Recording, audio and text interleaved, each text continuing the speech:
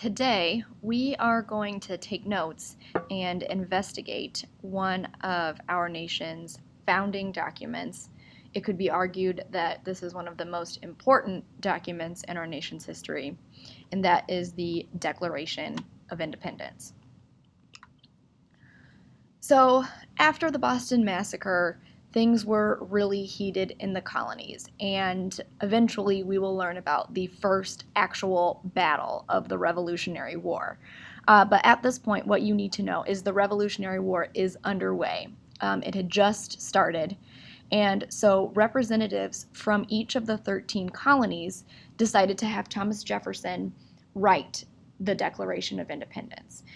They needed a document that would outline their reasons for becoming independent from England. So at this point, they have the ball rolling, there's momentum, they're fighting a war against England, and they need some kind of documentation that explains the reasoning why the colonies want to be independent.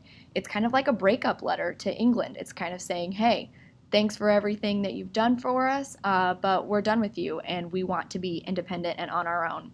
So like I said, they have Thomas Jefferson write this Declaration of Independence.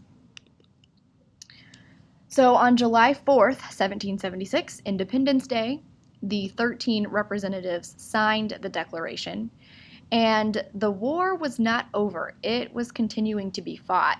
The Declaration was really just the beginning to signal to England, we mean business, we want to be our own separate nation and country, and England wasn't going to give them up without a fight. So this is only the beginning. Once the Declaration is signed, it does not mean anything is over. And that's why we celebrate July 4th as Independence Day, because this document was signed and all the colonies were in agreement, we're going to become independent. So here is a digital shot of what the Declaration of Independence looks like.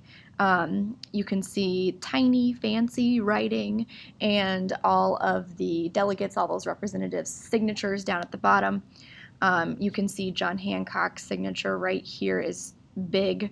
If you've ever heard anyone ask for your John Hancock, they mean your signature, because his is so famous because of how large he wrote when he signed his name. Also, fun fact, I'm not sure where it is on here. The writing's super tiny, but there's a guy that signed the Declaration whose name is Carter Braxton. And for the longest time, my family believed we were related to him because on my mom's side, her maiden name is Braxton. So I used to be told that growing up, but it was later found out we did like ancestry, DNA, and stuff. We're actually not related to him. So kind of not super exciting. But when I was growing up, I thought I was related to one of the signers on the Declaration of Independence. So today, we're really going to be investigating why the Founding Fathers actually wrote the Declaration. There's two different theories out there that historians have put forth as to why the founders wrote it. And the first theory is the first bullet point. Did the Founding Fathers write this document for ideological reasons?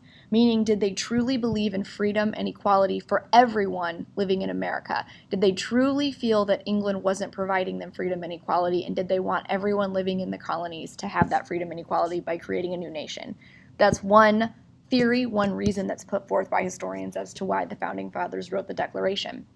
Another theory, kind of a more selfish theory, is that the founders actually wrote it to preserve or keep their own wealth and power within the colonies, that it was actually a document that would allow these founding fathers, who were kind of the elite top group in the colonies, did this document actually allow them to keep their own wealth and power?